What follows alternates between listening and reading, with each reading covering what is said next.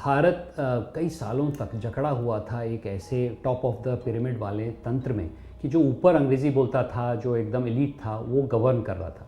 और उसको झटका लगा 2014 में। पहले एक तंत्र था ट्रिकल डाउन, मैं कुछ करूंगा लोगों के लिए, मैं फिर बनाऊं, कुछ लोग उसके साथ हो जाए। लेकिन ट्रिकल डाउन में जो मध्य की ऊर्जा है उसको इग्नोर कर दिया गया। तो मैं तो बोलता हूँ मिडिल अप डेवलपमेंट के बारे में और कुछ हद तक बॉटम अप डेवलपमेंट के बारे में प्रधानमंत्री जी ने बात रखी। और अंत्योदय की भी भावना मध्य के द्वारा होती है। मेरे हिसाब से प्रधानमंत्री मोदी जी ने जो अंत्योदय की बात है उसको इस तरह समझा कि अंत्योदय में भी हमारे गणतांत्रिक रिपब्लिकन एनर्जीज को यूज़ करना पड़ेगा। सिर्फ सरकार की एनर्जी पर्याप्त नहीं है, कि सबका प्रयास जो उनका मंत्र है वो तो अगले 25 साल में बहुत ही सार्थक होगा। सबका विकास, सबका विश्वास चाहिए था। जब तक विश्वास नहीं होता तब तक सबके प्रयास की बात नहीं हो पाती। उस पर हम लोग और चर्चा कर सकते हैं।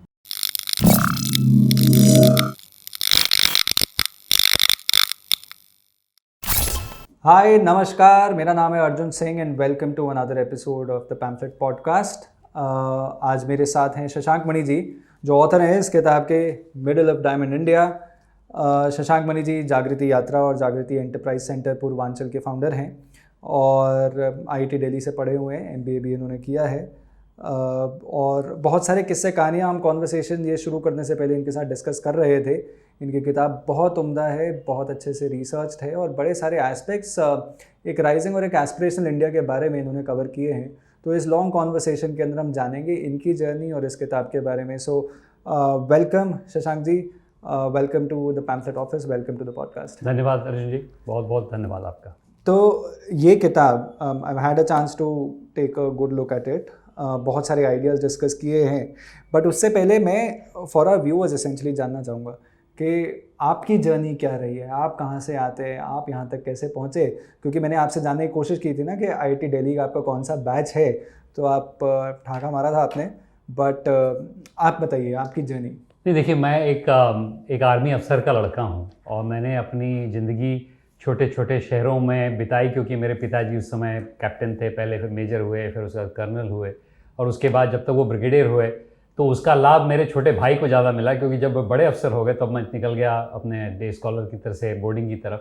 तो देखिए, मैं एक एक बहुत प्रसिद्ध गांव है मेरा गांव, बरपार से आता हूँ और वहाँ से मेरे पुश्तैनी, मेरे बाबा, मेरे पिताजी, इन लोगों का रिश्ता रहा है। और वहीं से गोरखपुर में मेरा जन्म हुआ। मैंने केंद्रीय विद्यालय में अहमदनगर में पढ़ाई करी, फिर लखनऊ में 5 साल पढ़ाई करी, फिर मेरा सौभाग्य रहा कि मैं IIT दिल्ली का छात्र रहा और कई सालों तक मैं एक कंपनी श्रमबर्ज है उसमें भी मैंने काम किया, पूरे विदेश में कई जगह। अच्छा। और अंत में मैंने अपना ये ठाना कि भारत ही ऐसी जगह है जहाँ पर मुझे अपना जीवन व्यतीत करना चाहिए। तो कुछ समय पहले मैं वापस आया और यहाँ पर मैं कई सालों से, जैसा कि आपने बताया, जागृति यात्रा का संस्थापक रहा हूँ। जागृति उद्यम केंद्र मेरा एक सोच है जो अभी भी चल रही है और मैं समझता हूँ कि जो भी मुझे मिला देश से उसको मैं वापस देना चाहता हूँ। अब आपने मेरा बैच पूछा, लेकिन मैं ये बता सकता हूँ मैं वानप्रस्थ आश्रम में प्रवेश कर चुका हूँ और मैं वानप्रस्थ आश्रम में अपने देश को कुछ देना चाहता हूँ, ताकि जो इतना विशालकाय देश और इतने बड़े अनूठे समय पे आज की तारीख में खड़ा हुआ है उसको आगे बढ़ाने का जो भी संकल्प मैंने लिया है और मेरे कई लोग मुझसे जुड़ गए हैं, उसी के लिए मैं आगे बढ़ रहा हूँ। उसकी प्रेरणा मेरे बचपन से मिली, छोटे गाँव शहरों से मिली। तो एसेंशली आपकी जर्नी स्टार्ट हुई है गांव से फिर आप गए गोरखपुर, फिर लखनऊ, फिर लखनऊ से दिल्ली, दिल्ली से फिर स्विट्ज़रलैंड जहां आपने MBA किया, फिर आपने दुनिया भर में काम किया, क्योंकि श्लमबर्जर एसेंशियली एन ऑयल कंपनी है and doing very well. In fact I am a geologist my self, तो मुझे श्लमबर्जर का अच्छा खासा अंदाज़ा है कि श्लमबर्जर का क्या काम है। और उसके बाद आई बिलीव आप PwC में थे। मैं PwC पार्टनर रहा करीब 14 साल के लिए, उसमें स्ट्रैटेजी का पार्टनर रहा और उसी के साथ साथ मेरा सौभाग्य रहा मैं गवर्नमेंट स्ट्रैटेजी में आया और एरोस्पेस, डिफेंस एंड स्पेस का लीडर भी रहा। तो बहुत अच्छा मेरी जो टेन्योर था PwC में, मैं बहुत उसके लिए उत्साहित रहता हूँ। लेकिन जागृति यात्रा की शुरुआत मैंने 2008, उससे पहले PwC में आने से पहले शुरू की। वो भी एक बहुत बड़ा मेरा एक तरह से उपज है।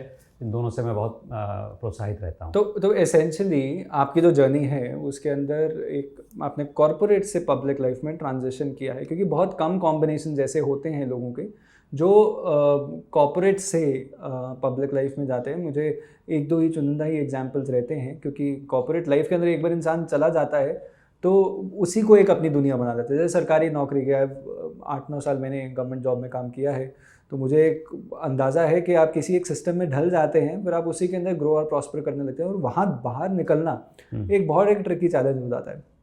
But you been able to do it fairly well, क्योंकि आपने कॉर्पोरेट लाइफ के अंदर भी सक्सेसेस पाई और उसके बाद आप पब्लिक लाइफ के अंदर आए। तो ये जर्नी, ये ट्रांजिशन, ये जो थॉट है, वुड यू से कि बचपन से ही कहीं ना कहीं इसका बीज बो दिया गया था कि शायद देश के बारे में कुछ करना है? और इज़ इट दैट कि आपने देश को ट्रांजिशन होते हुए देखा?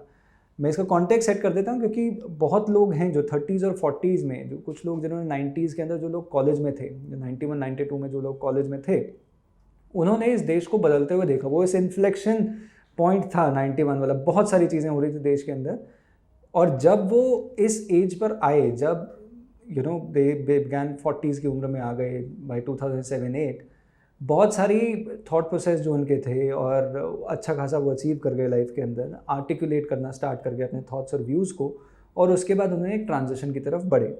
क्या उस तरह की जर्नी भी रही है आपकी, कि कैसे आपने कुछ, क्योंकि ये ट्रांजिशन करना बहुत लोगों के लिए वो नहीं होता, there has to be an internal self motivated individual ही कर पाता है, तो वो कैसे आया आपके उसमें?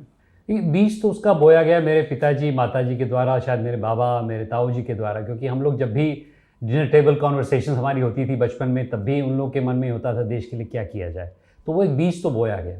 फिर उसके बाद जब मैं आपको किस्सा सुनाता हूँ, जब IIT के बाद मेरे बाबा की बड़ी उम्मीद थी, वो IAS अफसर थे अपने ज़माने के, स्वतंत्रता के बाद पहले DM रहे गोरखपुर के, फिर लखनऊ में 7 साल DM रहे, और उन्होंने गोरखपुर विश्वविद्यालय की स्थापना की, संपूर्णानंद विश्वविद्यालय में रहे। उनकी बड़ी मंशा थी कि भाई मेरा पोता कुछ सरकार में करे।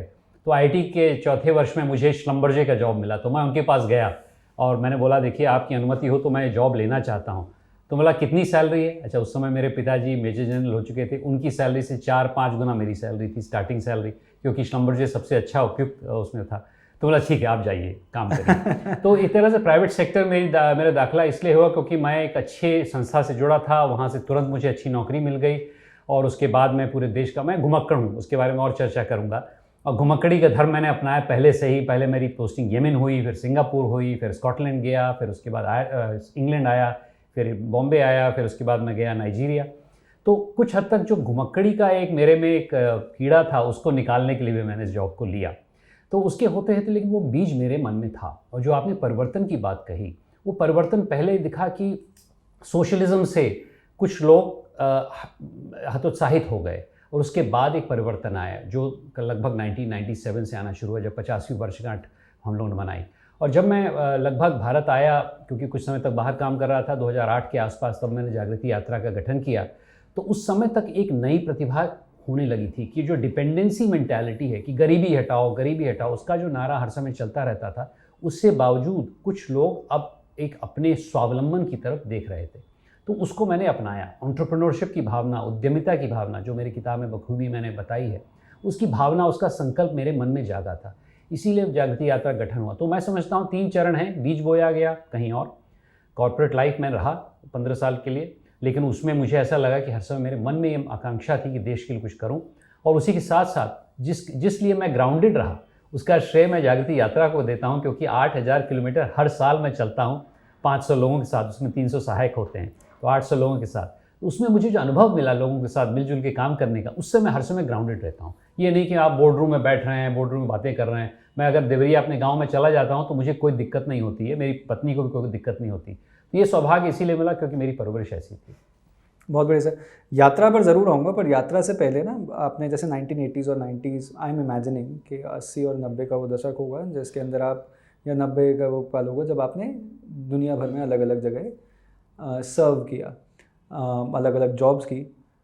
उस टाइम पर आपके एक्सपीरियंस के हिसाब से इंडियंस की सिचुएशन क्या थी 80s और 90s के अंदर, यमन के अंदर? तो क्योंकि मिडल ईस्ट तो बहुत क्राइसिस से भरा रहा है, वो दौर जो था बहुत क्राइसिस है। इनफैक्ट वो जो गल्फ़ एयरलिफ्ट की बात करते हैं, जहाँ पर कितनी मशक्क़त से फाइनली हम इंडियंस को वापस अपने देश ला पाए थे। बड़ा incident, if I remember it correctly, कि एक्सटर्नल अफेयर्स मिनिस्टर गए थे और उनके साथ कुछ लोग वापस आए थे, तो उसको वो VIP टिकट का नाम दिया गया था कि कैसा देश है, क्योंकि उस टाइम इवैक्यूएशंस या फिर इंडियन डायस्पोरा को बहुत अच्छे से मेरे ख्याल से नहीं ट्रीट किया जाता। एंड मैं एक लेख लिख रहा था, उसके अंदर भी यही आर्गुमेंट बन रहा था कि 14 से पहले कभी डायस्पोरा को या Indians across the world PIOs को भी कोई बहुत अच्छा ट्रीटमेंट नहीं होता था। तो आपके तजुर्बे के जहाँ पे ड्यूरिंग योर कॉर्पोरेट लाइफ क्या सिचुएशन थी? How were Indians across the world looked upon और लुक्ड एट? देखिए,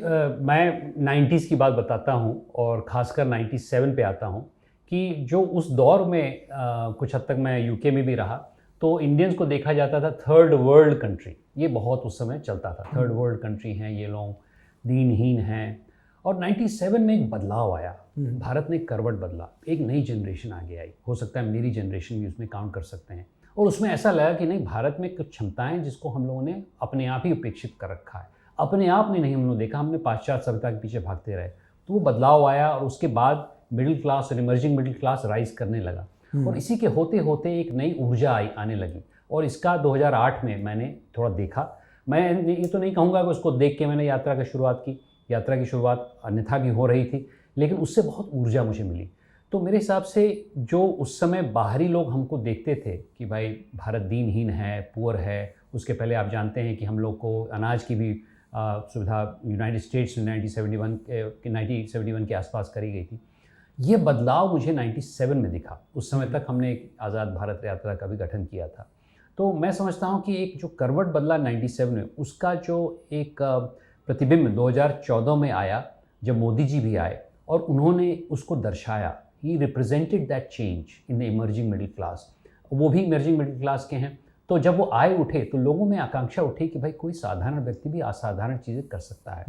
और ये आकांक्षा उठी कि सिर्फ पाश्चात्य अच्छी तफर्राटे से अंग्रेज़ी बोलना ही नहीं है। उसके पहले के जो नेतागण होते थे, क्षमा मैं चाहता हूँ, लेकिन दून स्कूल से आके और सेंट स्टीफेंस में जाके चले जाते थे।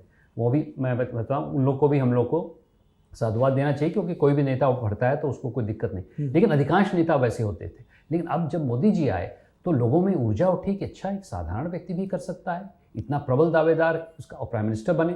पहले उन्होंने गुजरात में 10 साल दिखाया था, उसका मॉडल तैयार था। मैंने भी जाके गुजरात में अध्ययन किया था 2008 में, जब मैंने अपनी यात्रा शुरू की थी। और अन्य चीज़ों में भी माहौल बड़ा बिगड़ा हुआ था। अब जैसे आंतरिक सुरक्षा की बात करें तो 2008 में मेरी जो पहली यात्रा थी, 2008 में हम लोगों ने टाटा के साथ करने का घोषणा किया। टाटा, उसका नाम ही था टाटा जागृति यात्रा। और उसके एक महीने पहले नवंबर में आक्रमण हुआ और रेलवे स्टेशन पे ही हुआ और ताज होटल पे ही हुआ। हम लोगों ने अभी समझौता किया था, प्रेस कॉन्फ्रेंस बेरली हुई थी, उसके बाद ये आक्रमण हुआ। हम लोग चुपचाप बैठे हुए थे धैर्य के साथ, टाटा भी चुपचाप बैठे हुए थे धैर्य के साथ।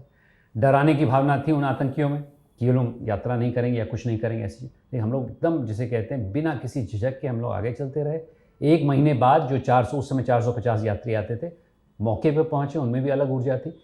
तो उस समय जो आतंकवाद की जो प्रभावशाली गतिविधि होती थी वो भी बहुत भयावह थी। तो मेरे हिसाब से इसका परिवर्तन 2008 से आने लगा। लोगों ने देखा कि वो पुरानी जो व्यवस्था है, जो कि दीनहीन अबला भारत है, दीनहीन भारत है, उससे हट के जब एक सशक्त भारत की बात प्रधानमंत्री जी ने रखी, तब जाके देश जागा।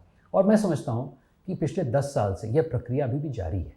मेरा एनालॉजी ये है कि किसी भी पहाड़ पे चढ़ने के लिए पहले आपको ट्रेनिंग लेनी पड़ती है कि आप अरावली पे पहले चलें, फिर कंचनजंगा पे जाने के लिए आपको सशक्त होना पड़ेगा। आज की तारीख में प्रधानमंत्री जी ने और हमारी सरकार ने, मुझे लगता है कि अरावली तक जाने का अभ्यास पूरे देश को बना दिया है। अब कंचनजंगा की बारी है, क्योंकि अब अमृतकाल में एक बहुत विशाल पहाड़ पे हम लोग को चलना है।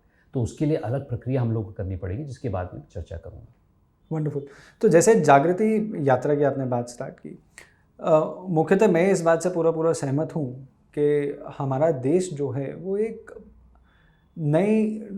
ट्रांजिशन फेज़ में था उस टाइम पर। देश की कोई दया दृष्टि हमारी बहुत अच्छी थी नहीं, क्योंकि हमारी लीडरशिप के परहैप्स फोकस और उनकी इंटेंशंस भी बहुत ज़्यादा क्लियर नहीं थी। आपने दून स्कूल की बात की तो हाँ, ऐसा ही है, दिल्ली हो गया, दिल्ली का लैटिन जोन हो गया, सारे मेजर डिसीजंस यहीं से लिए जा रहे थे। और इंटरनल सिक्योरिटी वॉज इन टैटर्स, जैसे आपने बताया। उसी तरह से इकॉनमी की बात करें तो इकॉनमी के अंदर भी एसेंशली बहुत ज़्यादा कुछ हो नहीं रहा था। पर ये ट्रांजिशन 2014 के पास आना स्टार्ट हुआ, जब प्राइम मिनिस्टर नरेंद्र मोदी पार में आए। बट मैं 2008 से इसलिए जानना चाहता हूँ, ये आपका यात्रा का जो थॉट है वो इनिशिएट कैसे हुआ? कौन सी वो ऐसी इनिशियल कॉन्वर्सेशंस थी जिस वजह से आपको लगा कि हाँ, इस यात्रा पे जाना चाहिए? और 450 लोग, इट्स अ बिग नंबर। तो 450 लोग यात्रा पे जा रहे हैं, how did you conceptualise it और फिर कैसे उसमें आगे जाने लगे? क्योंकि वो बड़ा, जैसे आपने 97 की बात की, 2008-9 भी वैसा ही समय है, आप रिसेशन से जस्ट निकलने की कोशिश कर रहे हैं और उस टाइम पर इस यात्रा की शुरुआत होती है और यात्रा के central node is enterprising nature of rising on aspirational India. तो वो कैसे आया था? How did this thought began? उसमें 3 पहलू हैं। एक तो व्यक्तिगत रूप से, जैसा मैंने कहा मैं घुमक्कड़ हूँ, तो कई लोग मुझसे पूछते हैं आपने यात्रा क्यों शुरू की, तो मैं पहले बोलता हूँ भाई साहब अब स्वांतः सुखाय के लिए भी कुछ करी कि 500 लोगों के साथ पूरे देश भर का भ्रमण करूँ। पहले 450 से अब 500 हो गए। तो ये तो एक था, ये पर्सनल था, जो हो सकता है क्योंकि मैं आर्मी अफसर का लड़का रहा हूँ, घूमता रहा हूँ हर समय पूरे देश भर में, तो वो मेरे मन में कीड़ा था। एक दिलचस्प बात आपको बताऊं कि जब मैं आईटी में भी था तो मैं हाइकिंग एंड माउंटेनिंग क्लब का सेक्रेटरी था। तो 3-4 एक्सपीडिशन मैंने ही कर दी। एक नर्मदा पे किया, एक मैं चला गया कौसानी, एक हम लोगों ने साइकिलिंग एक्सपीडिशन कन्याकुमारी से गोवा तक किया। तो घुमक्कड़ी मेरे मतलब एक तरफ। दूसरा प्रेरणा मुझे मिली आर्थिक रूप से, जब मैंने गुजरात मॉडल को भी देखा। मैं वहाँ गया, मैंने देखा यहाँ पर स्वावलंबन की भावना आ रही है। कुछ हद तक वहाँ सरकार का भी बहुत बड़ा प्रयोग हुआ है, प्रधानमंत्री मोदी जी ने ये किया। आप बताएंगे 5, 6, 7 के टाइम का? हाँ, वही लगभग वही समय था जब मोदी जी का जो मॉडल था, गुजरात मॉडल, वो आने लगा था। तो मैंने थोड़ा बहुत अध्ययन किया, वहाँ से मुझे ऊर्जा मिली। और तीसरी चीज़ थी कि मैंने ये देखा कि जो पुरानी सरकारें थी वो इतना ज़्यादा सोशलिज्म पे हावी थी, सब चीज़ सरकार से करे। भाई समाज में भी ऊर्जा है, समाज की ऊर्जा को कैसे प्रतिबद्ध करें। और जो 3 भाग का डायमंड शेप्ड इंडिया उस समय मेरे दिमाग में आया कि एक भारत उच्च है, एक भारत निम्न है, लेकिन एक भारत मध्यवर्गीय है, इमर्जिंग मिडिल क्लास। तो उसके होते होते हमने ये ठाना कि हम लोग इन लोगों को, नवयुवकों को, लीडर्स को कैसे बनाएं। लीडर जब होता है तो उद्यमिता आती है, लीडर जब होता है तो देश आगे बढ़ता है, लीडर जब होता है तो स्वांतः सुखाय भी होता है। जैसा मैं बता रहा था इसके पहले कि किसी व्यक्ति को बढ़ते हुए देखना एक बहुत बड़ी, एक जिसे कहते हैं एक बहुत बड़ी मानसा है मेरी। तो इस प्रकार से हमने देखा कि घुमक्कड़ी भी करा जाए, कुछ आत्मनिर्भरता की भावना उसमें जगाई जाए और लीडर्स को बनाया जाए। इन 3 मुद्दों को लेकर हमने यात्रा का गठन किया और यात्रा बहुत सक्सेसफुल हुई। लेकिन ये बात है कि यात्रा में हर साल कुछ न कुछ बाधा आती है। एक बार साइक्लोन आ गया विशाखापट्टनम में, नहीं हम रुकेंगे नहीं। 2 बार कोविड आ गया, आप जानते हैं, हमने उसको डिजिटली किया। तो प्रतिबद्धता मेरा मिडिल नेम भी है। तो मैं समझता हूँ कि अगर हम इसको आगे की तरफ देखें तो मैं दर्शकों को कहना चाहूँगा, कोई चीज़ चलाना तो ठीक है लेकिन उसको बरकरार करना बहुत आवश्यक है। किसी भी इंस्टीट्यूशन को लगाने के लिए पहला तो उत्साह होता है, चलिए भाई यात्रा कर लिया, 8000 किलोमीटर घूम लिया 500 लोगों के साथ, लेकिन उसको बार बार करना ये बहुत महत्वपूर्ण है। ये मैं उपदेश तो नहीं देना चाहूँगा, लेकिन मैंने भी सीखा। मेरी टीम भी बहुत अच्छी है, मेरा ही परिश्रम नहीं है। आशुतोष जी हैं, शरद जी हैं, राज थे उस समय, इन लोगों ने मिलजुल के, रेवती थी, मिलजुल के हमने परिश्रम किया और टीम का हमारा बहुत अच्छा संगठन था। तो ये कैसे शुरुआत कैसे हुई? कैन यू रिकलेक्ट कि पहली जो यात्रा आपने निकाली थी, उस यात्रा का थॉट प्रोसेस और कैसे वो यात्रा को कॉन्सेप्चुलाइज करके कैसे वो हुई, कितने टाइम की हुई थी, कितने समय चली वो यात्रा, कहाँ कहाँ से गए?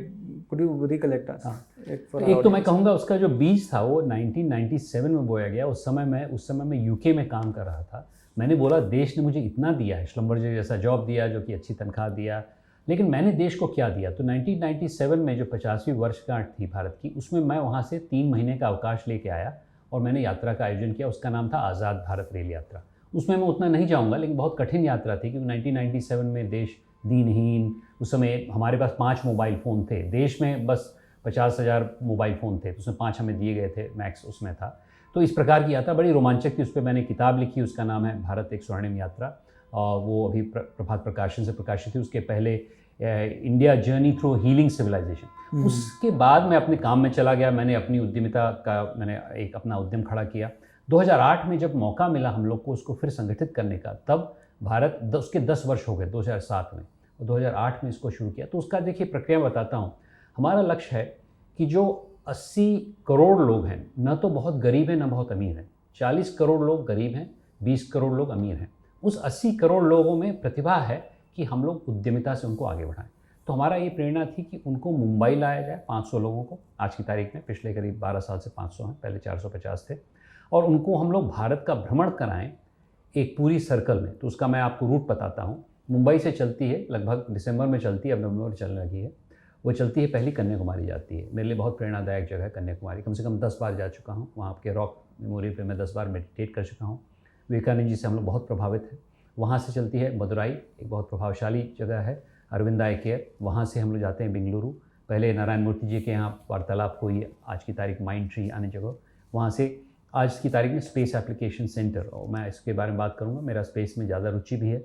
वहाँ से हम लोग चल के विशाखापट्टनम, एक दिलचस्प बात बताऊँ विशाखापट्टनम में, क्योंकि हम लोग 16 साल से चलते रहते थे। हम लोग जब गए वहाँ पर पहली बार, मेरे साथ 2012 में 2013 में गए, तो एक हमारे नेवी वाले हमको नेवल डॉकयार्ड ले जाते थे, मैंने उसका प्रबंध करवा दिया था। तो हमने दूर में देखा एक जहाज़ बन रहा है। तो मैंने पूछा भाई साहब ये है क्या? बोला भाई साहब वो अरिहंत है, हमारा न्यूक्लियर सबमरीन जो गोपनीय है। तो हमने बोला अच्छा वहाँ तो हम जा नहीं सकते।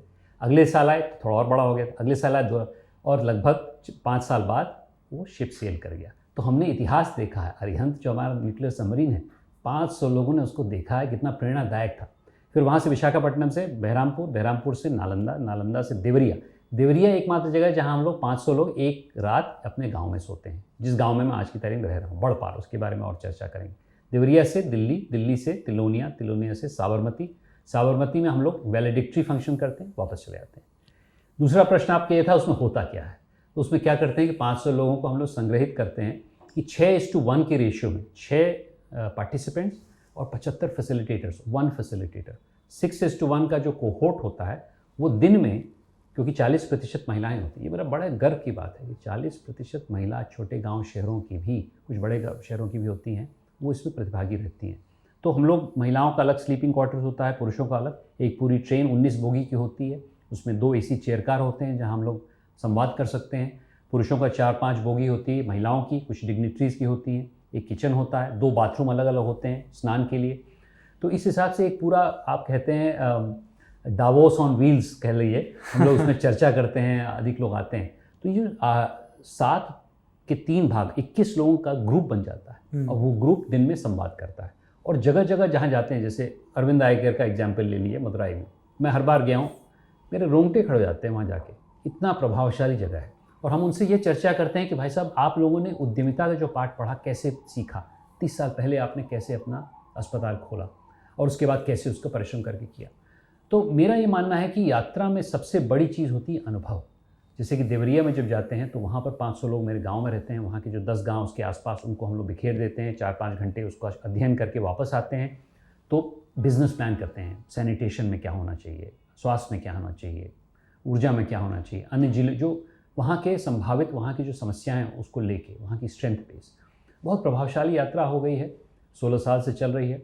इसका अनुकरण 5 देशों में हुआ है, United states, Peru, Portugal, UK, France. और मैं समझता हूँ कि छोटी छोटी यात्राएं पूरे देश भर में चल रही हैं। एक यात्रा उत्तराखंड में इसके अनुकरण से हुई, एक उड़ीसा में हुई। सबसे महत्वपूर्ण चीज़ है 8,000 लोग तैयार हुए। ऐसे 8,000 लोग जिनको आप मिलेंगे तो आप इतना प्रभावित होंगे, क्योंकि हर साल 15,000 लोग एप्लीकेशन देते हैं। और जो सुन रहा है इसको, वो अभी भी एप्लीकेशन दे अगली यात्रा के लिए, jagritiYatra.com। 15,000 लोग एप्लीकेशन देते हैं, उसमें 5,000 अच्छे एप्लीकेशन होते हैं, 500 लोग चयनित होते हैं। और जो आते हैं उनकी कोई एजुकेशन क्वालिफिकेशन में नहीं, हम लोग नहीं देखते हैं। एजुकेशन उद्यमिता तो खाद मतलब नहीं है। तो आप लोगों का स्वागत है, आप भी आइए एक बार। और मैं समझता हूँ कि मेरा भगवान से यही मतलब कृपा रहे उनकी कि हम लोग यात्रा अनवरत करते रहें, 16 साल का परिश्रम आगे चलता रहे। बट क्राइटेरिया क्या रहता है? क्योंकि आपका एक फंडामेंटल फोकस जो मुझे समझ आ रहा है यात्रा के अंदर रहता है कि आप एंटरप्राइज को समझना चाहते हैं, और पर उसके लिए आप सिलेक्शन कैसे करते हैं कि कौन व्यक्ति उसके लिए परफेक्ट होगा, कौन नहीं होगा? क्योंकि I have gone to some such events जिसके अंदर एक बड़ा कोहॉर्ट इकट्ठे किया जाता है, और उस कोहॉर्ट के अंदर आप इंफॉर्मेशन एक्सचेंज जो होता है वो बहुत ही एनरिचिंग होता है, उससे आप बहुत सारी चीज़ें सीखते हैं। तो आपकी टीम इस हिसाब से किस तरह से चयन करती है? तो पहला प्रश्न, आपने 2 लगभग प्रश्न पूछे हैं। पहला प्रश्न है कि चयन के लिए हम 5 प्रश्न उनसे पूछते हैं, इसमें कोई एजुकेशन क्वालिफिकेशन नहीं। प्रश्न 1 ये होता है कि आपका रोल मॉडल कौन है। प्रश्न दूसरा है आप उद्यमिता में क्यों विश्वास करते हैं। प्रश्न 3 आपने उद्यमिता के लिए कुछ किया है। प्रश्न 4 इस यात्रा के बाद क्या करना चाहते हैं। प्रश्न 5 देश के लिए आप क्या करना चाहते हैं। लगभग यही है। तो इस प्रश्न का हिंदी और अंग्रेज़ी में उनको उत्तर लिख के देना पड़ता है। हमारा एक पैनल होता है जो उनका सिलेक्शन करता है। ये नहीं कि आप IITian हैं कि नहीं हैं, ये नहीं कि आपने कहाँ से स्कूलिंग की है। आप अगर किसी मध्य भारत के ज़िले से आते हैं तो आपको प्राथमिकता दी जाएगी और ये प्रश्न उत्तर दिया जाएगा। दूसरा जो आपने क्वेश्चन पूछा तो नहीं, लेकिन मैं उसका जवाब देता हूँ कि लर्निंग प्रोसेस क्या होता है। तो exactly this is what I want. हाँ, लर्निंग प्रोसेस क्या होता है कि जब ऐसा प्रतिभाशाली ग्रुप आता है जो कि मैवरिक होते हैं, ऐसा नहीं कि वो लकीर के फ़कीर हैं कि भाई एग्जाम ही पास कर रहे हैं, उन्होंने कुछ किया है। कोई नक्सल से लड़ के आ रहा है वहाँ पर, कोई ग्राम प्रधान है, कोई लेडी है जिन्होंने 10,000 लोगों का SHG खोल दिया, बहुत प्रभावशाली हो, तो पहला लर्निंग जो आपने कहा, आप ये भी प्रश्न पूछ सकते हैं, भाई साहब आपने 16 साल से यात्रा की तो क्या परिवर्तन दिखा, मुझ में क्या परिवर्तन आया, उसमें मेरे में क्या परिवर्तन आया। पहले मैं सोचता था कि ये लोग अगर जाएंगे अरविंद आई केयर, बड़े व्यक्ति से देखेंगे सुनेंगे तो उनको बहुत लाभ मिलेगा, ये बात सही है।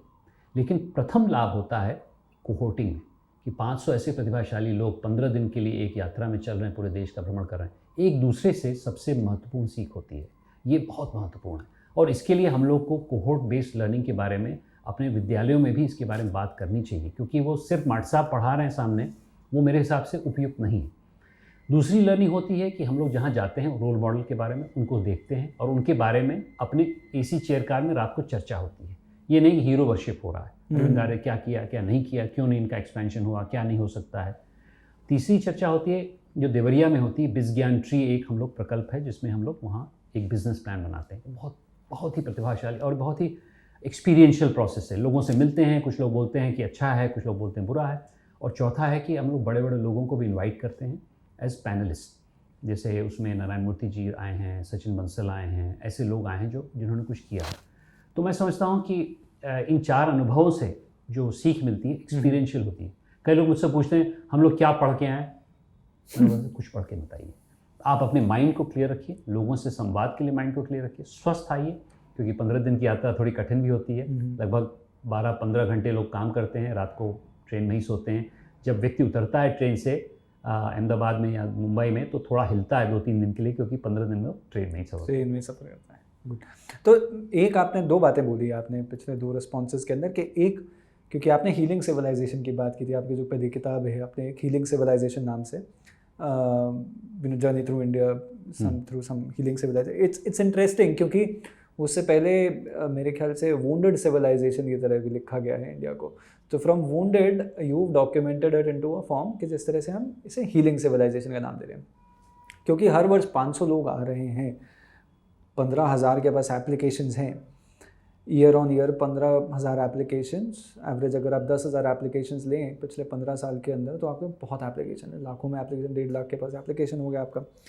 मैं जानना चाह रहा हूँ कि रोल मॉडल, अधिकांश लोग क्या रोल मॉडल किसको मान रहे थे स्टार्टिंग में, क्या कोई ट्रांजिशन आया है? क्योंकि मुझे ऐसा लगता है कि इस देश के अंदर लोग अलग अलग जॉब्स के अंदर होंगे, अलग अलग काम कर रहे होंगे, बट जो भी पब्लिक लाइफ के अंदर थोड़ा सा इन्वॉल्व है वो प्राइम मिनिस्टर नरेंद्र मोदी को ज़रूर अपने एक रोल मॉडल की तरह काफ़ी यंग लोग देखते हैं। मैं तो ज़रूर देखता हूँ। मैं ये जानना चाहता हूँ कि क्या इस तरह का भी आपने कोई ट्रांजिशन देखा कि 15 वर्षों के अंदर लोगों के अधिकांश रोल मॉडल पहले ये थे और अब रोल मॉडल ये बन रहे हैं, तो इस तरह का कुछ? हाँ, बहुत अच्छा प्रश्न है। मैं तो अपने से शुरू करता हूँ। देखिए 2008 में मैं जानता था कि प्रधानमंत्री जी कुछ अच्छा कर रहे हैं, क्योंकि मैं गुजरात भी गया था, लेकिन मेरा ही एक रोल मॉडल बन गए क्योंकि वो मेरे मध्य भारत को दर्शाते हैं।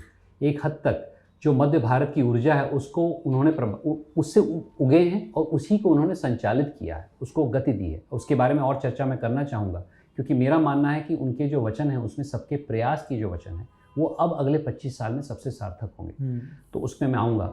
लेकिन मेरे ही वो, जहाँ तक हमारे यात्रियों का बात है, 2 प्रकार के रोल मॉडल होते हैं। एक तो आपको आश्चर्य होगा कि करीब 30% लोग पहले भी और अभी भी अपने पेरेंट्स को रोल मॉडल मानते हैं, क्योंकि एक कल्चर की भावना होती है उनमें कि भाई मेरे पिताजी मेरे माताजी ने मुझे कितना सिखाया है। अगर आप किसी भी व्यक्ति को बड़े शहरों में देखेंगे, मेरा कौन सा रोल मॉडल है, बिल क्लिंटन बने या मान लीजिए बराक ओबामा है या कोई ऐसे हैं, लेकिन मेरे हिसाब से यहाँ का जो है उसका। दूसरा ये जो बदलाव आया है आत्मनिर्भरता से, उसमें मोदी जी के बारे में बहुत ज़्यादा चर्चा हो रही है। ये अलग विषय है कि हम उस ट्रेन पे भिन्न भिन्न प्रकार के लोगों को लाते हैं, तो अलग अलग मतलब सिद्धांतों के लोग होते हैं, लेकिन जो शिफ्ट हुआ है स्वावलंबन की ओर, आत्मनिर्भरता की ओर, और कुछ हद तक हमने भी उसका अनुकरण किया है, क्योंकि हमारी यात्रा ऐसी तो है नहीं कि जो कि आगे दान दक्षिणा दे कि भाई गरीबी हटाओ सब चीज़ें। हम लोग स्वावलंबन, आत्मनिर्भर, अपनी स्ट्रेंथ बेस से करें। तो इसमें मोदी जी का प्रभाव इस बीच में बहुत बड़ा है, और मेरे हिसाब से 2014 से जब से वो राष्ट्रीय स्तर पर आए हैं और पिछले 5-10 साल में जो उन्होंने काम किया है उसका बहुत प्रभाव पड़ा है। एक तो ये है कि जो अब नहीं हुआ तो कभी नहीं होगा की भावना लोगों में आई है, क्योंकि ये आखिरी मौका है, और उन्होंने अभी हाल ही में कहा है यही समय है, सही समय है। लेकिन मैं इसके बाद ये भी कहता हूँ लोगों को ये आखिरी समय है, क्योंकि अगले 25 साल में भारत को नहीं बनाया है तो आने वाली पुश्तों को डेमोग्राफिक डिविडेंड की जो मार है वो पड़ जाएगी, जो चाइना का हो रहा है। तो मेरे हिसाब से जो एक नेतृत्व हमें मिला है, ये भगवान की कृपा है, भारत माता की कृपा है, नेतृत्व मिला है इस मौके पे, वो बहुत ही सार्थक है और उसमें हमारा नवयुवक विश्वास कर रहा है। तो क्योंकि ये वही, एक तो आपने 30% बताया कि 30, ये देश की कमाल की बात है कि देश में 30% लोग ये सोचते हैं कि पेरेंट्स हैं उनके, यही हमारी भारतीयता का एक रिफ्लेक्शन है। बट 2014 से, क्योंकि 13 और 14 के अंदर भी आप जागृति यात्रा लेकर गए थे, आप 12 में भी लेकर गए, वो बड़ा इंटरेस्टिंग पीरियड बनता है इंडियन पॉलिटिकल हिस्ट्री के लिए पोस्ट इंडिपेंडेंस, क्योंकि 12, 13, 14 के अंदर प्रधानमंत्री नरेंद्र मोदी धीरे धीरे एकदम नेशनल उसके अंदर आ गए थे। 11, 12 का समय वो था कि जब इस देश के अंदर करप्शन और इंटरनल सिक्योरिटी के जो चैलेंजेस थे वो इतने विकराल हो गए थे कि लोग, फियर था, मतलब एक इंसीडियस वो डर था। माता पिता अपने बच्चों को ये बोला करते थे कि पब्लिक स्पेसेस में ना जाइए इंडिपेंडेंस डे के दिन, या रिपब्लिक डे पे बाहर ना निकलिए क्योंकि शायद कोई बम धमाका हो सकता है। हम उस ट्रांजिशन से आ रहे हैं, हम उस दौर से निकल कर आए हैं। तो 10, 11 का ये फेज़ हुआ और 12, 13, 14 के अंदर प्रधानमंत्री नरेंद्र मोदी का एलिवेशन हुआ on a national stage, where he eventually became the prime minister of the country. उस टाइम पर इस देश का हाल क्या था और वाई इज़ इट, और prime minister Narendra Modi is such an important figure for that phase and the phase that followed after. तो मैं चाहता हूँ कि ये 3-4 साल जो हैं, आप उसके बारे में थोड़ा बताइए कि आपकी रिफ्लेक्शंस क्या थी उस वक्त देश को देखते हुए, समझते हुए, पढ़ते हुए। देखिए, 2-3 चीज़ मैं कहूँगा। उसके पहले एक तो जो आंतरिक सुरक्षा की बात मैंने पहले ही रखी कि हम लोग के ही ट्रेन के पास ही एक बहुत बड़ा हादसा हुआ करीब 30 दिन पहले। वैसे कई चीज़ें होती थी, क्योंकि मैं एरोस्पेस में, डिफेंस में भी काम करता हूँ, तो मैं समझ रहा हूँ कि किस प्रकार से हम लोग पे हमले हो रहे थे उस समय।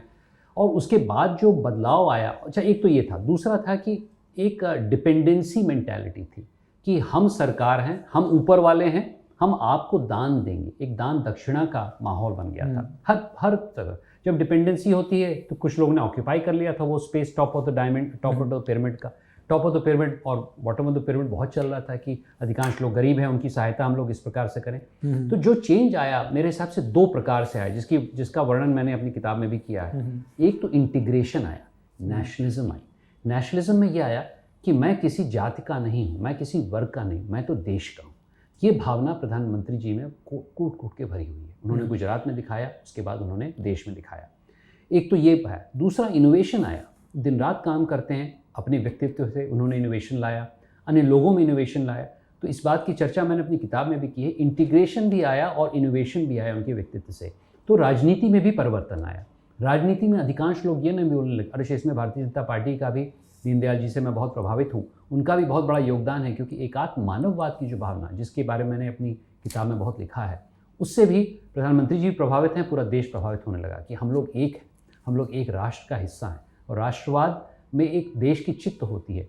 तो ये जो चित्त की भावना थी, जो बड़े बड़े अमीर लोग जो दिल्ली, लुटेंस दिल्ली में बैठ के अपने आप को समझते थे कि मैं राज कर रहा हूँ, वहाँ से एक कैरेक्टर बदला। देखिए, 2 चीज़ें हैं। मोदी जी की ऊर्जा उन्होंने मध्य भारत से संग्रहित की, उनका कल्चर, उनका समावेश उन्होंने अपने में डाला और उसको प्रोजेक्ट किया, तब उनको वोट मिले। लेकिन जब वो सत्ता में आए 2014 में, उसके बाद उन्होंने उस मध्य को देखा और उस मध्य को पहचाना और गरीबों को भी पहचाना, अंत्योदय को भी बात कर रखी। तो बहुत बड़ा एक मानसिक परिवर्तन आया 2000 मेरे हिसाब से 11, 12, 13 में, जो देश में उबल रहा था। और जो हमारी मतलब भारतीय जनता पार्टी की जो विजय हुई, मेरे हिसाब से संभवतः उसमें कई लोग आश्चर्यचकित थे, लेकिन मैं आश्चर्यचकित नहीं था, क्योंकि मैंने 8000 किलोमीटर हर साल घूम करके इसको देखा था उभरते हुए। और उसके बाद सबसे बड़ी बात है कि उसको बरकरार रखना, जैसे कि मैंने बोला, प्रतिबद्धता बहुत महत्वपूर्ण है। उसको बार बार हर साल करते रहना और 5 साल बाद फिर रिइलेक्ट करना। और अभी 2024 में मुझे पूरा विश्वास है फिर बहुमत से आएंगे। तो इस प्रतिबद्धता को भी मैं दाद देता हूँ, जो मतलब जिसे कहते हैं अलौकिक, उनमें जो ऊर्जा है, और उसको दर्शाते हुए मैं प्रभावित हूँ। आप जानते हैं कि 2022 में जब अमृतकाल का ऐलान हुआ, तभी मैंने ये भी ठाना कि अब अगले 25 साल मुझे अपने देश को देने हैं। तो मेरे जैसे अनेक लोग उनसे बहुत प्रभावित होते हैं। और अगर हम लोग अपने देश की रिपब्लिकन एनर्जी, गणतांत्रिक एनर्जी को नहीं उठाएंगे, तो वही होगा, हम चाइना जैसे होंगे कि हम ऊपर से कुछ दे रहे हैं। नहीं, हमें चाइना नहीं बनना है, हमें तो भारत बनना है। और भारत में जो ऊर्जा है निहित छोटे गांव शहरों को, उसको उठाने का कार्य जो कर रहे हैं, लगभग वही चीज़ मैंने अपने किताब में भी दर्शाई। इट्स रिमार्केबल, क्योंकि 13-14 का जो दौर है, मैं भी उसके बारे में लिखने वगैरह के प्रयास करता रहता हूँ, कुछ लेख भी लिखता हूँ और किताब पर भी काम कर रहा हूँ।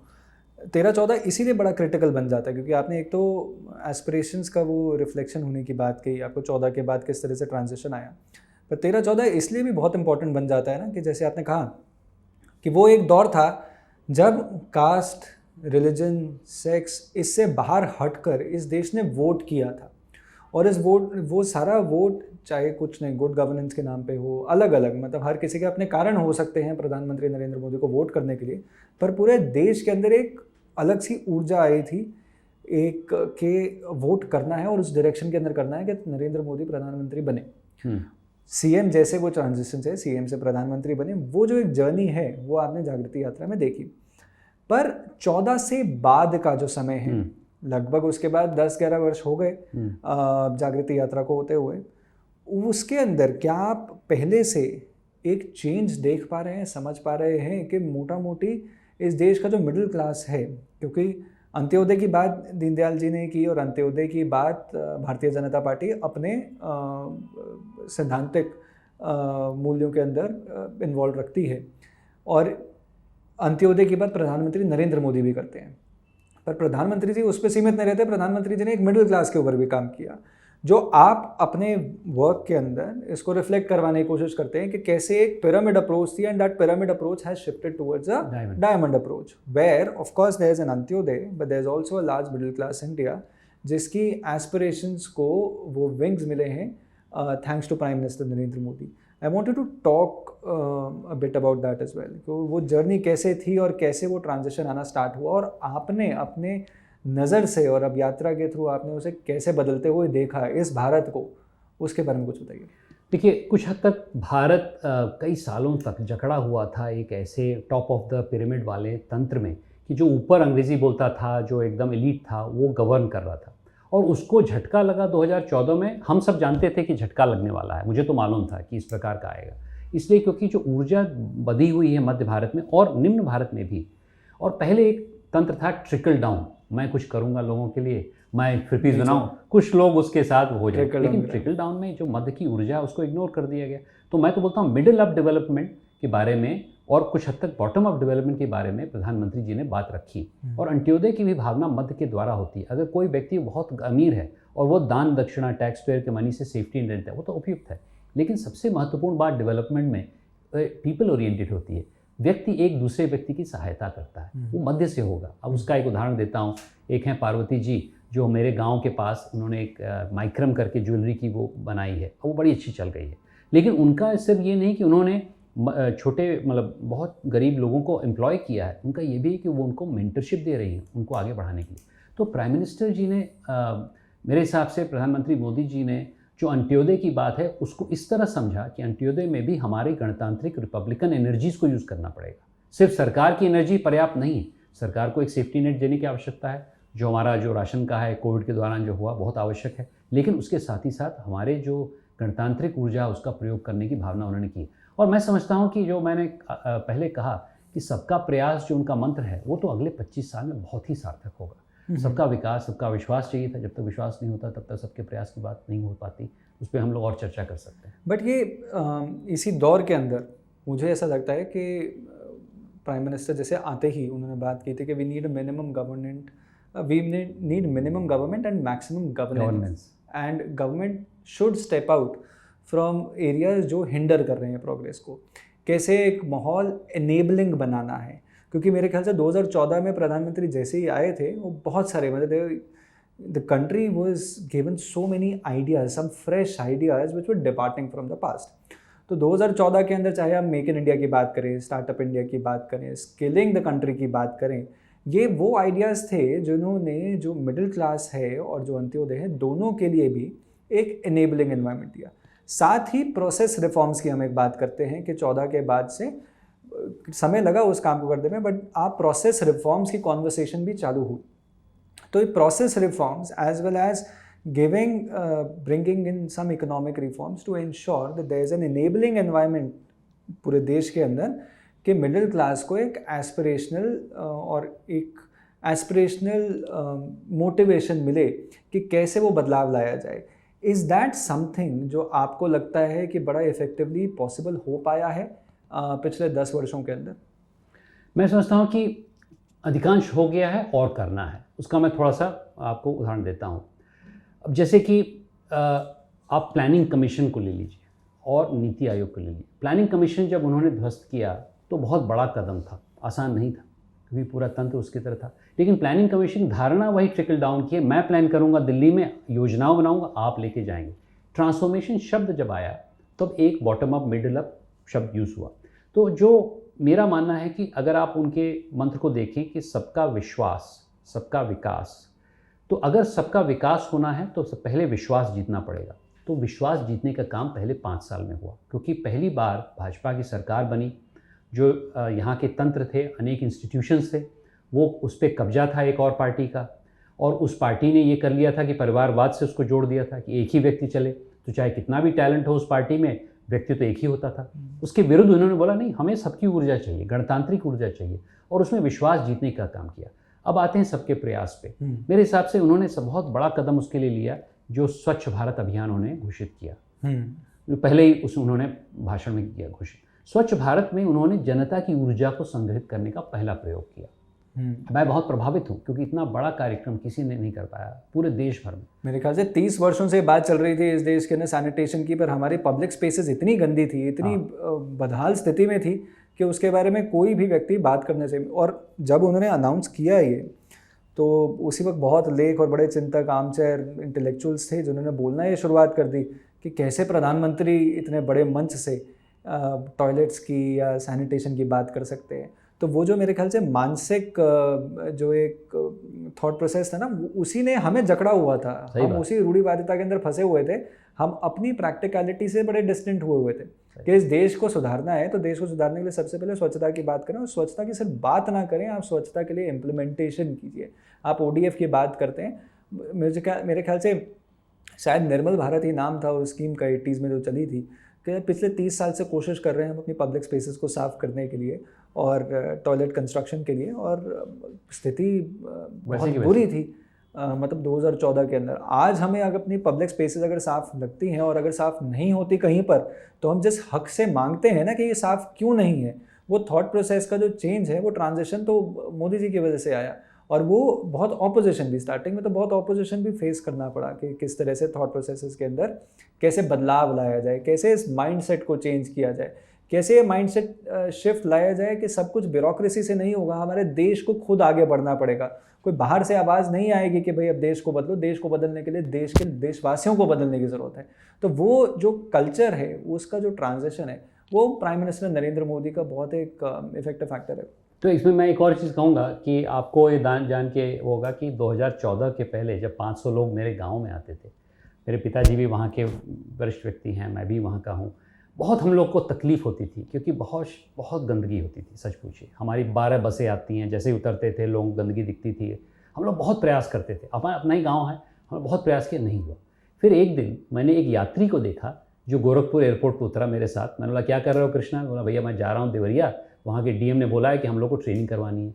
तो मैंने 2015 से 2016 तक और 2017 से साफ़ सुथरा बरपार, मेरा ही गांव। अच्छा, ये मैं चिल्लाता रहता, नहीं हो पाता। और इसमें जैसा कि आपने बोला 3 शक्तियाँ थीं। सरकार की शक्ति थी, प्रधानमंत्री जी की शक्ति थी, उन्होंने इनेबलमेंट करवाया। समाज की शक्ति थी, जैसे इज्जत घर जो नाम दिया, तो महिलाओं ने भी बोला, बच्चे डांटते थे बूढ़ों को जो जाते थे बाहर शौच के लिए, और उसी के साथ साथ एक तरह से प्राइवेट सेक्टर की भी शक्ति थी। परम अय्यर से मेरी अच्छी मुलाकात है, उन्होंने मुझे बताया कि जैसे शौचालयों के लिए उन्होंने डिज़ाइन करना शुरू किया। तो इसको मैं कहता हूँ होल ऑफ नेशन अप्रोच। प्रधानमंत्री जी ऐसे व्यक्ति हैं जिन्होंने सिर्फ सरकार का तंत्र ही नहीं यूज़ किया है, उन्होंने समाज को संग्रहित किया और प्राइवेट सेक्टर को उत्साहित किया। मैं अनेक एग्जाम्पल आपको देख सकता हूँ, डिफेंस में भी नॉन काइनेटिक वॉरफेयर की हम बात कर सकते हैं। तो इस प्रकार से ये फॉर्मूला जो उन्होंने कुछ छोटे स्तर पे, मैं छोटा तो नहीं कहूँगा, लेकिन एक तरह से शौचालय के लिए उन्होंने करा, वो अन्य चीज़ों में अब हम लोग उपयोग कर सकते हैं। जैसे कि जल जीवन मिशन। जल जीवन मिशन में अगर पाइप गांव वाले उसको सुधार के नहीं रखेंगे तो टंकी तो बन जाएगी, लेकिन पाइप के लिए भी अब हम लोग को वहाँ पर शक्ति देनी पड़ेगी। और अनेक ऐसी चीज़ें हैं जहाँ पर हम लोग इसका प्रयोग कर सकते हैं, तभी जाके हमारा मॉडल चाइना से भिन्न होगा और वेस्ट से भिन्न होगा।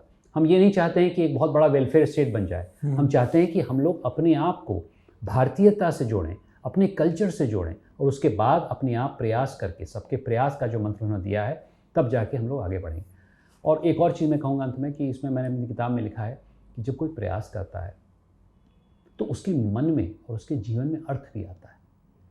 ये बात सही है कि 40 करोड़ से 60 करोड़ लोग अति गरीब हैं, तो उनको हम लोग को राशन पानी देना पड़ेगा, उनकी सहायता, सेफ्टी नेट की बहुत आवश्यकता है। लेकिन अगर अधिकांश लोग को हम लोग प्रयासरत करें तो उनको आर्थिक लाभ तो मिलेगा ही, लेकिन उसी के साथ साथ मानसिक लाभ भी मिलता है। Meaning in life comes from work and that is something which is very critical. ये मानसिकता उन्होंने शिफ्ट करी कि हम लोग कैसे लोगों को और उत्साहित करें कि अपने पैरों पर खड़े हों, स्वावलंबी बने, आत्मनिर्भर बने। इन सब चीज़ों की चर्चा नहीं होती थी। हम तो दीनहीन भारत की बात करते रहते थे, हम सरकार हैं, आप प्रजा हो, हम आपको दान देंगे। नहीं, ये उन्होंने चेंज किया, क्योंकि वही आते हैं उस मध्य भारत से। इनफैक्ट दो बातें आपने इसके अंदर जो आपका जो रिस्पॉन्स था ना, उसमें दो बातें अच्छे क्लियर रिफ्लेक्ट करती हैं। एक तो पीएम मोदी का टारगेट एट माइंडसेट शिफ्ट, कि कैसे इस बात पे ट्रांजिशन लाया जाए, कि कैसे बदलाव लाया जाए, कि लोग सोचना शुरू करें या लोगों की सोच कैसे बदली जाए। अभी मेरे ख्याल से पिछले वर्ष स्वच्छता पखवाड़ा वीक था शायद, उसकी शुरुआत उन्होंने एक सोशल मीडिया इन्फ्लुएंसर हैं उसको बुलाकर और उसके साथ सफाई अभियान में लगकर वो किया। तो पीएम मोदी ये एनेबल करना चाहते हैं कि इस देश की जो जनता है वो इस देश के बारे में कॉन्शियसली, समाज के बारे में कॉन्शियसली सोचना शुरू करे, क्योंकि हम इस देश ने जो ट्रांजिशन फेस किया है उसके अंदर, क्योंकि सब कुछ इतना ज़्यादा सेंट्रली अलाइंड था, लोग अपने स्वार्थ के अलावा बहुत सारी चीज़ों पर सोच नहीं पा रहे थे। अभी जीवन व्यापन करने के लिए अगर आपको नौकरी करनी है तो आप नौकरी के दायरे से निकल नहीं पा रहे थे, और वो एक माइंडसेट शिफ्ट रिक्वायर करता था कि छोटे छोटे बदलाव से एक बहुत बड़ा बदलाव आ सकता है। अपनी छोटी हैबिट्स चेंज करके आप समाज के अंदर एक बहुत बड़ा बदलाव ला सकते हैं। वो एक अप्रोच जो है वो प्राइम मिनिस्टर नरेंद्र मोदी लेकर आए। दूसरा, उनकी इम्प्लीमेंटेशन, कि कैसे वो मिशन मोड पर लग जाते हैं। मुझे किसी व्यक्ति ने बताया था कि पीएम के पास आप कोई आइडिया या कोई सुझाव लेकर जाएं जो बड़े समाज के लिए बहुत एक सार्थक दृष्टि से बहुत बड़ा बदलाव ला सकती है, तो प्रधानमंत्री के सामने आप छोटा सा वो आइडिया का बिंदु लेकर जाएंगे तो वो बहुत स्केल कर लेते हैं उस प्रोजेक्ट को।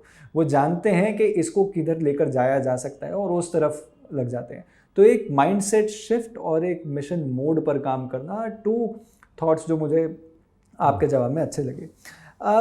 अब पिछले 15-16 वर्षों के अंदर ही देश के अंदर जो बदलाव आया हमने वो कवर किया, बट एक आपने जागृति एंटरप्राइज सेंटर की भी बात की है अपनी पुस्तक के अंदर, देवरिया में जो आपने शुरुआत की। तो यात्रा का कैसे एंटरप्राइज सेंटर के अंदर शिफ्ट होना और उसके अंदर प्राइम मिनिस्टर नरेंद्र मोदी का रिफ्लेक्शन ऑफ हिज थॉट्स वो आना, वो कैसे आप उसकी कन्वर्जेंस कैसे देखते हैं आप? कुछ हद तक 2008 में भी जब मैंने यात्रा का गठन किया तो कई लोगों ने बोला, भाई साहब क्यों नहीं आप महाराष्ट्र यात्रा करते हैं, कोई उत्तर प्रदेश, ये विश्व की सबसे बड़ी रेल यात्रा, क्यों इतना बड़ा जोखिम उठा रहे हैं? तो मैंने उनको वही बोला जो प्रधानमंत्री जी की सोच है कि अगर कुछ करना है तो बड़ा करना है। विश्व का सबसे बड़ा, उस समय गणतंत्र, आज की तरह सबसे बड़ा देश, उसको छोटे सपने नहीं देखने, उसको बड़े सपने देखने। और इसी तरह जब मैंने सोचा कि यात्रा में 8000 लोग तैयार हो गए हैं, मेरा ही क्षेत्र जहाँ से मैं आता हूँ देवरिया पिछड़ा हुआ है, पूर्वांचल के 10 जिलों में काम करने की मैंने ठानी और उसके साथ साथ एक बहुत बड़ा उद्यम केंद्र बनाया। तो पूर्वांचल की व्यथा है कि वहाँ से पलायन बहुत होता है, भारत का ही नहीं विश्व का सबसे बड़ा पलायन का केंद्र। और इसकी सिलसिला 1857 के युद्ध से शुरू होती। मैं थोड़ा सा उस पर आपको बताता हूँ। 1857 में जब मंगल पांडे बलिया से उठे तो अंग्रेज़ साम्राज्य का दृष्टिकोण बदल गया। उसके पहले सब पूर्बिया सैनिक, एंग्लो जो अफगानिस्तान वॉर थी उसमें यहाँ से लेके गए थे, सब बंगाल आर्मी में पूर्बिया सोल्जर होते, बड़े तगड़े होते थे मंगल पांडे जैसे लोग। लेकिन उसके बाद इतना भय हो गया कि 90 साल तक, उसके बाद 1857 से स्वतंत्रता तक उस पर लॉकडाउन कर दिया गया। तो ऐसे क्षेत्र जहाँ पर प्रतिभा की मतलब कोई कमी नहीं है, लेकिन वहाँ पर एक तरह से 90 साल के बाद भी कुछ सोशलिज्म ने हावी हो गया। तो इस हिसाब से उस क्षेत्र को आगे बढ़ने के लिए हम लोग के पास कोई विकल्प नहीं था। तो मैंने वही प्रधानमंत्री जी की सोच वहाँ पर कार्यान्वित करने के लिए कि अगर हम लोग स्वावलंबन से आगे बढ़ें तो एक केंद्र बहुत विशालकाय वटवृक्ष है जिसने 1857 का युद्ध भी देखा है, 300 साल पुराना है। उसके बगल में मैंने एक बहुत बड़ा केंद्र बनाया है 6 एकड़ की ज़मीन पे, और उसी के साथ साथ सबसे महत्वपूर्ण चीज़ है कि अन्य जिलों में हमने उपकेंद्र बनाए हैं। तो ये एक उद्यमिता का मॉडल हमने तैयार किया जो 3 जिलों में फैल गया है। करीब 120 उद्यमी हमने खड़े कर दिए हैं, 7000 स्थानीय रोजगार हमने खड़े कर दिए हैं, और अब जाके 4 और जिलों में संत कबीर नगर, बलिया, महाराजगंज और मऊ में हम लोग खोलने वाले हैं। उसके लिए पैसा आ गया है और 3 और जिलों में हम लोग खोलेंगे। तो ये जो एक रीजनल इकोसिस्टम बन गया है एक बड़े पिछड़े इलाके में, जहाँ पर लोग अपने पैरों पर खड़े होने के लिए उत्साहित हो रहे हैं, ये बहुत प्रभावशाली मॉडल है। और इसी को मैं चाहता हूँ कि आने वाले समय में, आप देख रहे हैं कि मेरी किताब का नाम मिडल ऑफ डायमंड इंडिया है, लेकिन MODI भी है, MODI। मोदी तो उन्हीं के प्रेरणा से मैं चाहता हूँ कि ऐसे 4 केंद्र खुलें। एक देवरिया में खुल गया है, एक कन्याकुमारी में जो मेरी सबसे प्रिय जगह है, एक गंजाम में उड़ीसा में और एक नागपुर में, और उसी के साथ MODI Modi institute, middle of diamond India institute हम लोग खोलें मुंबई में, ताकि मुंबई न तो दक्षिण है, न तो उत्तर है, मध्य में है। तो वहाँ पर हम लोग इस रिसर्च को आगे बढ़ाएं, ताकि हमारी जो सभ्यता है उसका भी हम लोग एक अंश लें। और ये चीज़ जो हार्वर्ड और प्रिंसटन में होकर यहाँ पर आती है वो तो ठीक है, लेकिन हम लोग अपनी तरफ से शोध कैसे करें, तो इस शोध संस्था में रहेगा। तो मेरा ये पूरा विश्वास है कि अगले 10-15 साल में हम इन 4 धाम की स्थापना करेंगे। मैं प्रभावित हूँ एकनाथ राणा जी से, जिन्होंने रॉक मेमोरियल को बनवाया था स्वामी विवेकानंद जी की स्मृति में। मैं समझता हूँ कि मैं उसी प्रकार से अपने 4 धाम की स्थापना कर सकता हूँ, और मेरे इर्द गिर्द की जो मेरी टीम है वो प्रधानमंत्री मोदी जी से प्रेरित है। पर इसमें जैसे आपने एंटरप्राइज सेंटर की बात की और किस तरह से लोगों को आप उद्यमी बना रहे हैं, वो कैसे, उसका प्रोसेस क्या रहता है, कैसे आप उनको इतना सशक्त कर पा रहे हैं, कैसे आप फंडिंग का इंतज़ाम कैसे करते हैं, कैसे उनको मार्केट देते हैं किसी प्रोडक्ट के लिए, वो पूरा प्रोसेस क्या रहता है, उसके बारे में थोड़ा बताइए। हम लोग का किरदार अगर आप पूछें तो हम लोग का किरदार है जामवंत का, और हम लोग अपने उद्यमी को हनुमान समझते हैं। उनमें छुपी हुई शक्ति को निकालने की प्रक्रिया। तो एक छंद है जो मेरा बड़ा प्रिय है रामायण से, कहीं रीछ पत सुन हनुमाना, काचुप साध रही बलवाना, पवन तनय बल पवन समाना, बुद्धि विवेक विज्ञान विज्ञान। आपके पास सब चीज़ है। मध्य भारत का जो युवा है या कोई युवती है या जो कोई किसान है, उसके पास सब चीज़ है, लेकिन उसको अपनी शक्ति का एहसास नहीं, क्योंकि पहली वाली सरकारों ने बोला था अरे तुम तो दीनहीन हो, तुम्हें तो हमें सहायता करनी पड़ेगी, लेकिन उसके पास भी शक्ति है। तो इस शक्ति को जगाने का काम किस प्रक्रिया से करते हैं उस पर थोड़ा सा मैं समय देता हूँ, क्योंकि मैं चाहता हूँ श्रोतक जो हैं इस पर भी ध्यान दें, और कोई 5-10 जिलों में तो अवश्य जागृति से मिले। पहला है मोबिलाइजेशन।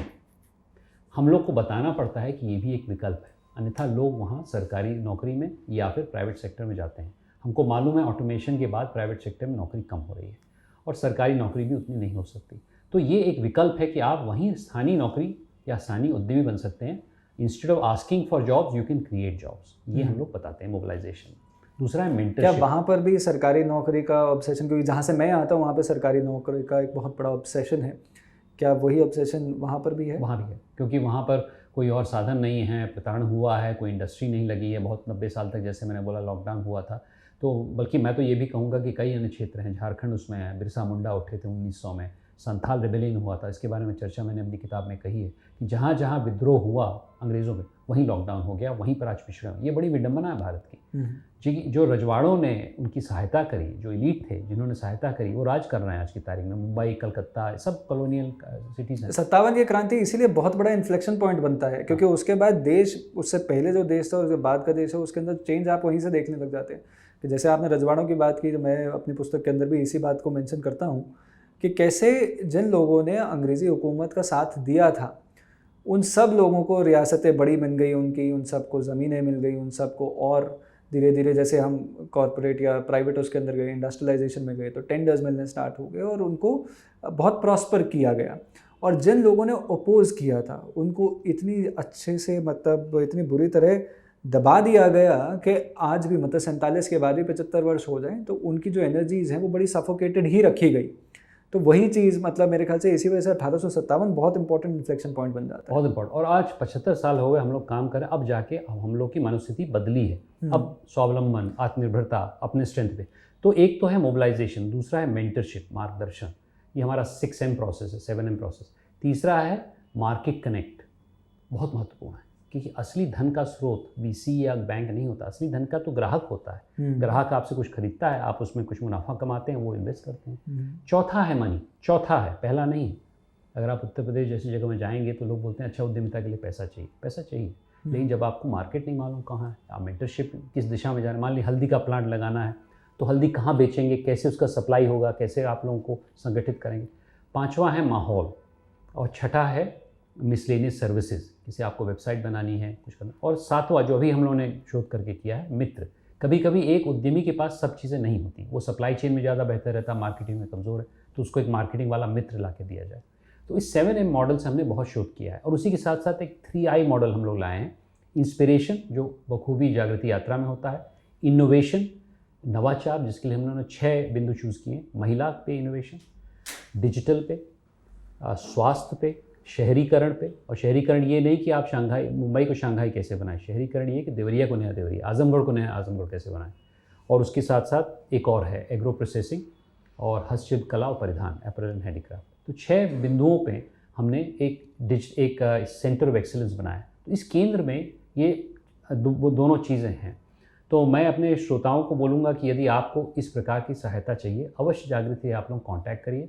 jecp.in उसका हमारा शीर्षक है और उसमें आपको हर प्रकार की सहायता इन 10 जिलों में हम लोग देंगे। तो इस सब की फंडिंग आप प्राइवेट सोर्सेज से ही अरेंज करते हैं? फंडिंग कहाँ से अरेंज होता है? तो जैसे कि उदाहरण के तौर पे जोहो आप जानते हैं, बड़ी अच्छी कंपनी है, श्रीधर वेम्बू जी हैं, उन्होंने हमें कुछ पैसा दिया है डिजिटल सेंटर ऑफ एक्सीलेंस को खड़ा करने के लिए, जो हमारा इंस्टीट्यूशन बन रहा है। HDFC लाइफ ने हमें पैसा दिया है, बजाज फाउंडेशन ने हमें पैसा दिया है इसके लिए। अभी हाल ही में हमें काफ़ी अच्छा पैसा मिला है ज़ीरोधा से। दिलचस्प बात यह है कि ज़ीरोधा ने जो हमें फंडिंग दी, रेन मैटर फाउंडेशन ने, उसकी फंडिंग इसलिए है क्योंकि वो पर्यावरण को साथ लेके अपने क्षेत्र को आगे बढ़ाने का संकल्प लिया है। तो अब उत्तर प्रदेश और खासकर पूर्वांचल ऐसी जगह है जहाँ पर आपको बहुत पर्यावरण मार नहीं मिलेगी इस समय, लेकिन अगर हम लोग वही पाथ अपनाएंगे जो अन्य लोगों ने किया, पाश्चात्य सभ्यता ने किया, तो हो सकता है आगे चल के पर्यावरण में मुश्किल हो। तो पहले से ही हम लोग कैसे पर्यावरण को साथ लेके, इसलिए उन्होंने एक बायो रीजनल सेंटर के लिए हमें पैसा दिया। सबसे महत्वपूर्ण बात मैं कहूँगा कि केंद्र तो महत्वपूर्ण है जो मेरे गाँव में है, लेकिन जो उप केंद्र है वो बहुत महत्वपूर्ण है, जो 10 जिलों में हम बना रहे हैं।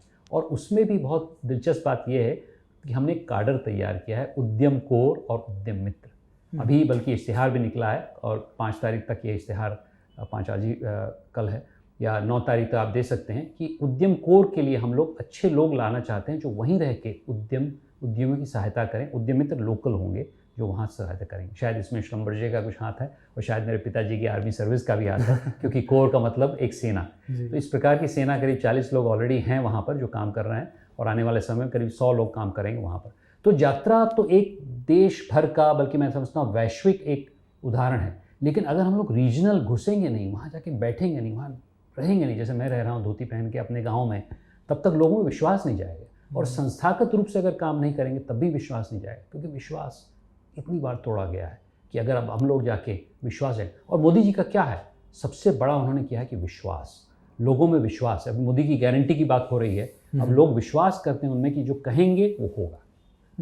क्योंकि यही वो ट्रांजिशन है कि कैसे आप, क्योंकि आज मेरे ख्याल से 70-80 का वो दशक था, उसके बाद भी लंबे समय तक यही चलता रहा कि इस देश के अंदर जिसको बढ़ना है या जिस व्यक्ति को बढ़ना था उसके लिए बार बार रिपीट यही किया जाता कि अपने गांव शहर को छोड़ दो, बड़े शहर जाओ, और बड़े शहर के अंदर जो है उसको बोलते देश के बाहर जाओ। तो उसी वजह से एक मेजर ब्रेन ड्रेन हो रहा था। आप IIT दिल्ली से आए हैं तो IIT दिल्ली के अंदर ऐसी हज़ारों लाखों कहानियाँ हैं कि जो स्टूडेंट्स बाहर गए थे अपने यहाँ से पढ़ाई करके अपने आप का अपना भविष्य सुधारने के लिए। आज एक बदलाव ये आ रहा है कि इस देश के अंदर लोगों को ये बोला जा रहा है, स्टूडेंट्स को ये बोला जा रहा है कि अपने देश के अंदर ही बहुत अपॉर्चुनिटीज़ है, आप एक बार लगो तो सही काम पर। तो ये जो बदलाव है, ये प्रधानमंत्री नरेंद्र मोदी का इसमें एक बहुत अहम भूमिका है। उन्होंने ये कॉन्फिडेंस दिया है, उन्होंने ये विल जताई है कि जिस वजह से बहुत सारे लोग इस वक्त ये प्रेफर कर रहे हैं कि देश के अंदर रहकर देश की सेवा के अंदर देश के लिए सेवा करें और किसी ना किसी तरह से नए नए उद्यम, नई नई इंडस्ट्री क्रिएट करें, इस देश के लिए स्टार्टअप करें, इस देश के लिए स्किलिंग करें, इस देश के लिए देश के अंदर मेक इन इंडिया करें। इसमें मैं एक टिप्पणी करूँगा। देखिए, जो आपने पहली बात कही कि उन्होंने मानसिक बदलाव पे काफ़ी जोर दिया है। तांत्रिक तंत्र से एक बदलाव आता है, एक मानसिक बदलाव आता है, और उसमें उन्होंने एक अलग ब्रांड क्रिएट किया है। वो ब्रांड अपने आप पे विश्वास करने वाला ब्रांड है। वो अपनी संस्कृति को इसमें विश्वास करता है, उसको आगे बढ़ाता है। तो जो ब्रांड एक आधुनिकता को उन्होंने क्रिएट किया, जिसको मैंने बोला है new modernity for India, which is influenced by our own values and cultures. पाश्चात्य जो आधुनिकता है उसको पाश्चात्य लोगों ने ग्रहण किया, वो एलीट 75 साल तक चलता रहा या 60 साल तक चलता रहा। अब वो मॉडर्निटी अलग बन गई, वो मध्य भारत की मॉडर्निटी। आज की तारीख में मेरा बरगद पे हम लोग आरती करते हैं, एक बरगद आरती होती है। आज की राम मंदिर का निर्माण एक उसका उदाहरण है, जिसमें जितनी ऊर्जा उठी है लोगों में अपने समाज को, अपने कल्चर को लेके। तो मेरे हिसाब से ये बहुत बड़ा परिवर्तन वो लाए हैं कि अपने ब्रांड को उन्होंने सुधारा। और जब कोई सक्षम होता है तो बाहर वाले लोग भी उसको स्वीकार करते हैं। वो बाहर जाते हैं तो हिंदी बोलते हैं, सब लोग स्वीकार करते हैं। पहले बोलते थे अरे इनकी भाषा ये है वो है, लेकिन अब जाके लोगों में स्वीकारता है कि भाई ये भी। अभी इन्होंने जो भाषण दिया था, मैं कल ही देख रहा था वीडियो पे, कि अपनी बड़े बड़े लोग बड़ी बड़ी शादियां बाहर करते हैं, क्यों ना अपने घर में करें। बहुत बड़ा वो है, होना भी चाहिए। तो बहुत बड़ा उन्होंने परिवर्तन लाया। इनफैक्ट वो जो 5 प्रण की बात करते हैं प्रधानमंत्री जी, वो बहुत मूविंग चीज़ है। मतलब अगर कोई भी व्यक्ति इस देश का इतिहास थोड़ा सा भी अच्छे से पढ़ा हो या समझा हो, वो उस 5 प्रण के अंदर जो मूल है उसको बहुत गहराई से समझ पाएगा और उससे क्या आगे बदलाव आ सकता है उसको बहुत अच्छे से समझ पाएगा। मेरे ख्याल से वही एक तरीका है कि आप प्रधानमंत्री नरेंद्र मोदी जी की जो दूरदृष्टि है उसको समझ पाएँ। अब आपने किताब के अंदर एक इंडिया की इमर्जिंग मिडिल क्लास की बात की है और एक साथ ही आपने आइडिया की बात की है कैसे ये जो हमारा मॉडर्निज़्म है वो एक नए तरीके का मॉडर्निज़्म है जिसके अंदर आप अपने रूटेड भी हैं और उसके अंदर मिडिल क्लास की। ये 2 आइडियाज़ आपने किताब के अंदर बात की। मैं चाहूँगा उसके बारे में आप थोड़ा सा श्रोताओं के लिए और दर्शकों के लिए बताएं। मेरे हिसाब से जो कब्ज़ा हो गया पाश्चात्य आधुनिकता का बड़े बड़े शहरों में, वो शुरू तो हुआ था कलकत्ता, मुंबई, इन लोग से बनने से, क्योंकि वो पाश्चात्य देश के लोग आए, वहाँ पर उन्होंने कब्ज़ा किया। तो भौतिक कब्ज़ा तो एक था, लेकिन मानसिक कब्ज़ा हुआ। वो 75 साल तक तो नहीं, लेकिन 60 साल तक चलता रहा। जो परिवर्तन की बात 2008 में आपने कही कि उसके बाद परिवर्तन आना शुरू हुआ, उस कब्जे को हटाने के लिए एक हम लोग को अलग आधुनिकता का निर्माण करना पड़ रहा है। वह आधुनिकता मध्य से आती है और उसको चरितार्थ करते हैं हमारे प्रधानमंत्री जी, वो भी मध्य से आते हैं। उस चरितार्थ के लिए हम लोग समाज में छुपी हुई जो ऊर्जा है, जिसको कहानियों से हम लोग सुनते हैं, जिसको एक तरह से पर्पस से डिफ़ाइन करते हैं, जिसको हम लोग बिलोंगिंग से, जो आपने बात कही कि लोग भाग के चले जाते हैं, जो देवरिया का है वो जाता है लखनऊ, लखनऊ से फिर वो मुंबई, मुंबई से सिंगापुर। इसको वापस लाने के लिए हमें अपनी आधुनिकता का निर्माण करना पड़ेगा। तो अपनी आधुनिकता क्या होगी? अपनी आधुनिकता जो दीनदयाल जी ने कहा है, इंटीग्रल ह्यूमनिस्टिक होगी।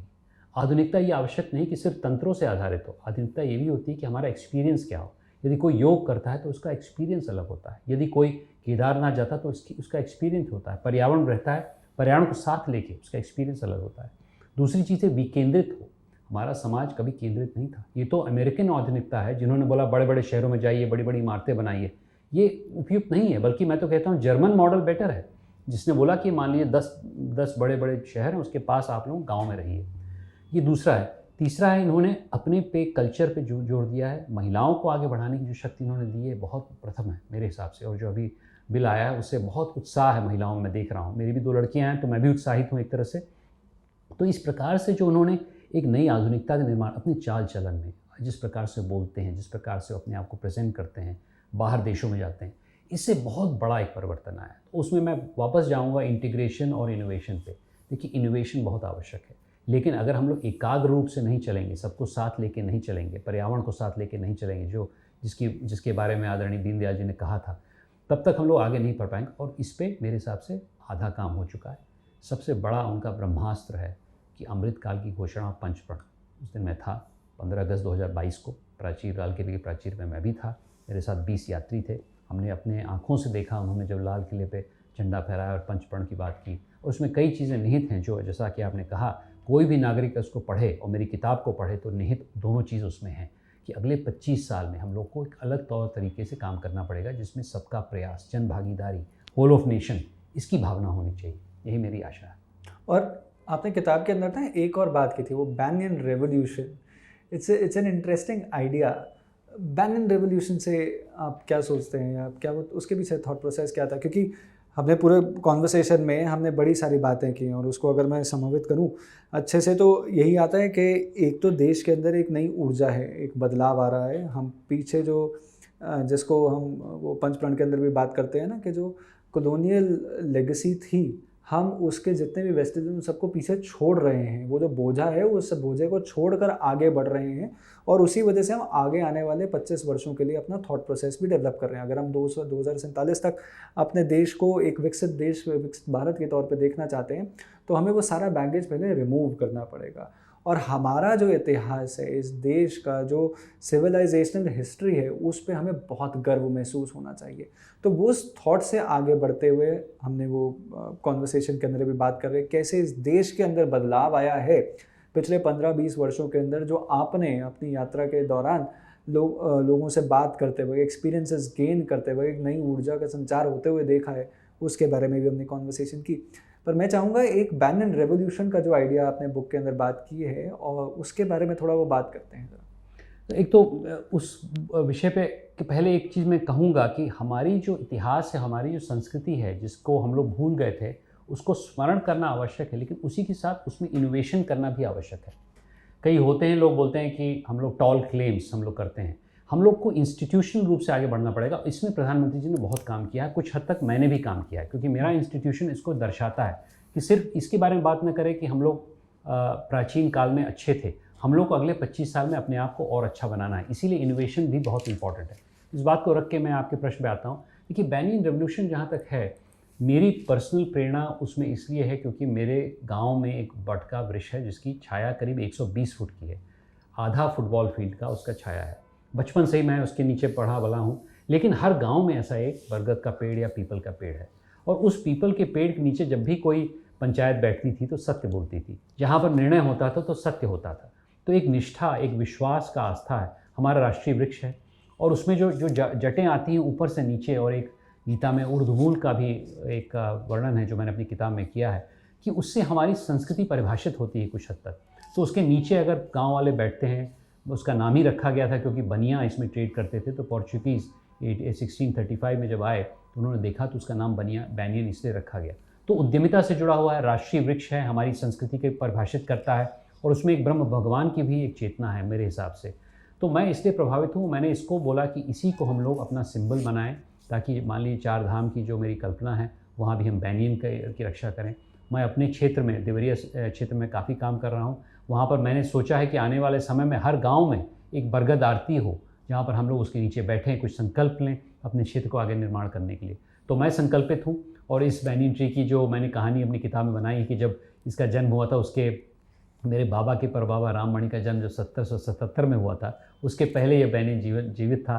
तब हमारी GDP 20% थी। जब मेरे पिताजी का दाखिला आर्मी में हुआ 1955 में, तो वो GDP पूरे विश्व के अंश की 3.5% हो गई। अब धीरे धीरे बढ़ रही है। इस बैनियन ने उस पतन को देखा है। मेरा पूरा विश्वास है कि आने वाले 2 पुश्तों में, मेरी और मेरे बच्चियों की पुश्तों में, इसको हम वापस 20% पे ले जाएंगे। ये इसका पहला चरण अमृत काल है, जो हम लोग 10 या 12% पे ले जाएंगे। इसके लिए प्रधानमंत्री दिन रात काम कर रहे हैं। मेरे जैसे लोग अपनी अपनी जगह पे छोटे उसमें दिन रात काम कर रहे हैं। और आपके दर्शकों को कहना चाहता हूँ कि इसमें आप लोग लग जाइए।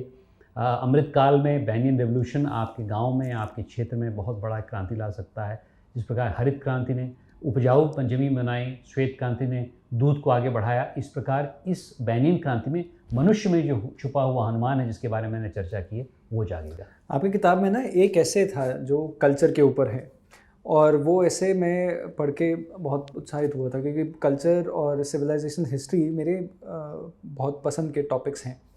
कैसे फैमिली ट्रेडिशन और फैमिली सिस्टम को किस तरह से मॉडर्न आइडिया के अंदर इंटीग्रेट किया जाए, या फिर कैसे जातीय प्रथा के बारे में किस तरह से एक भ्रामक सोच भी है और किस तरह से उसको डिसइंटीग्रेशन के लिए यूज़ किया गया है, उसके बारे में आपका ये चैप्टर, इसका आइडिया और उस थॉट प्रोसेस के बारे में थोड़ा बताइए कि कैसे कल्चर जो है इस देश की, या सिविलाइजेशन जो हिस्ट्री है, वो कैसे हमें एक सॉलिड फाउंडेशन देती है to rise and bring out the best of the new India.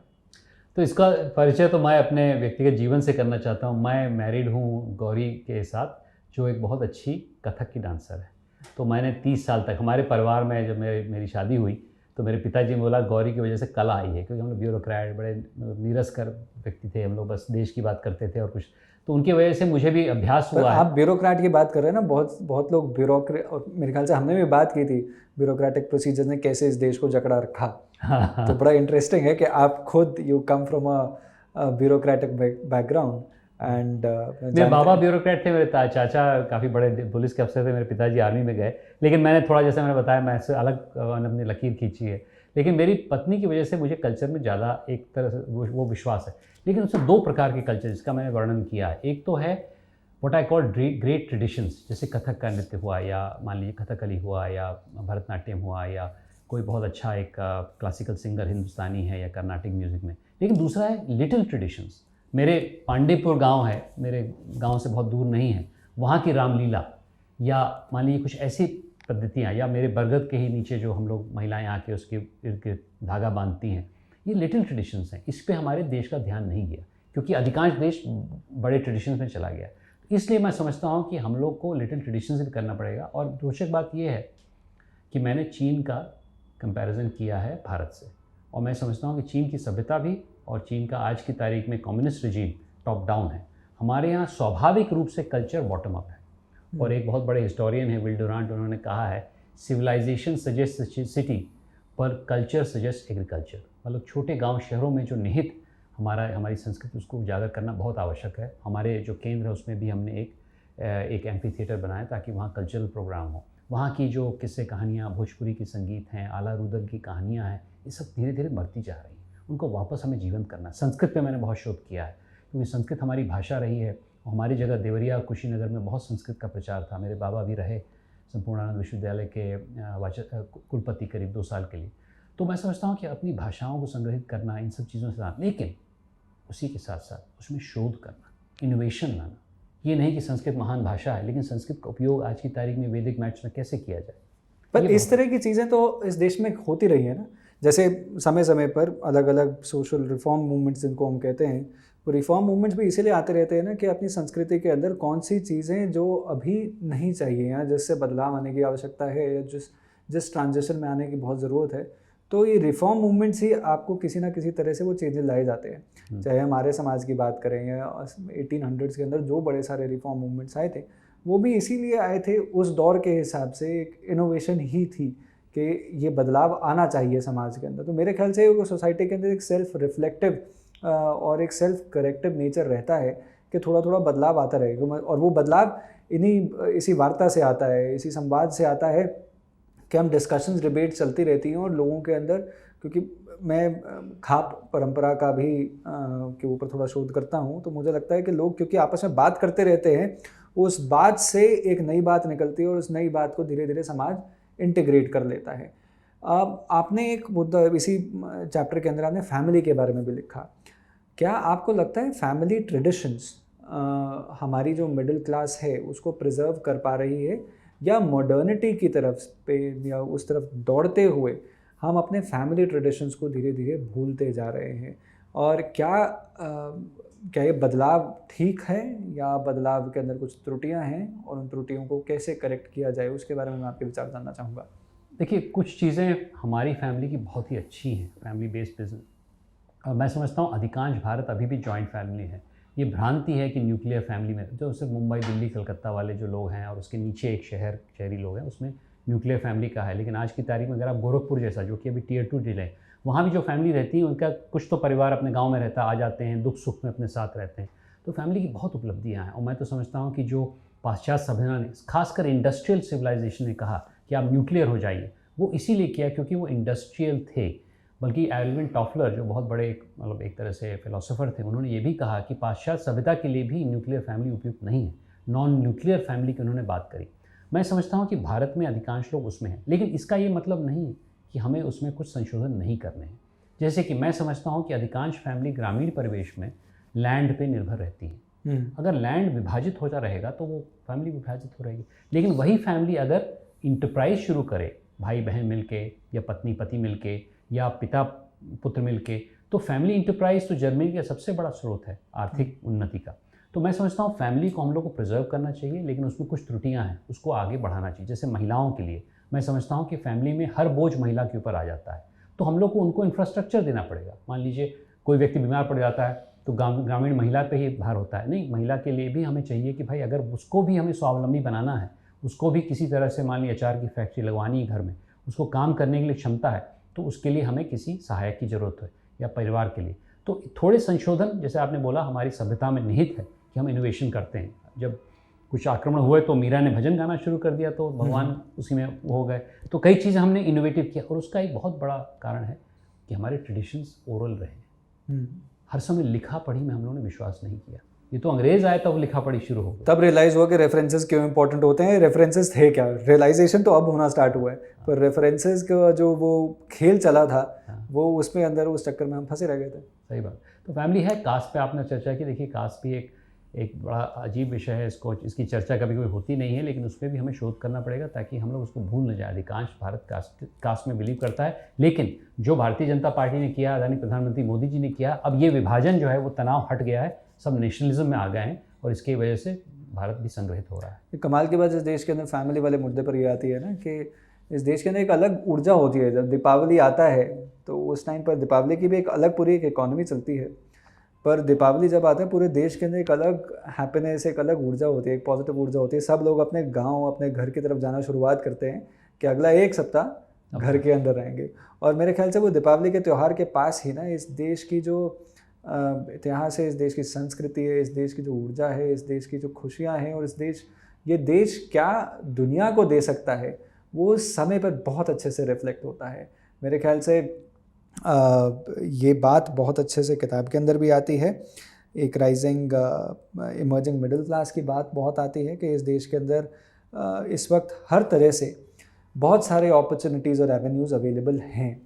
इस देश के अंदर बहुत ज़रूरी है कि लोग थोड़ा उस अप्रोच से हटें कि सरकारी नौकरी ही देना होगा। मतलब rather than being job seekers, we are in that good inflection point कि हम जॉब गिवर्स हो सकते हैं, हम अपॉर्चुनिटीज़ क्रिएट कर रहे हैं, और सिर्फ देश के लिए नहीं, दुनिया के लिए।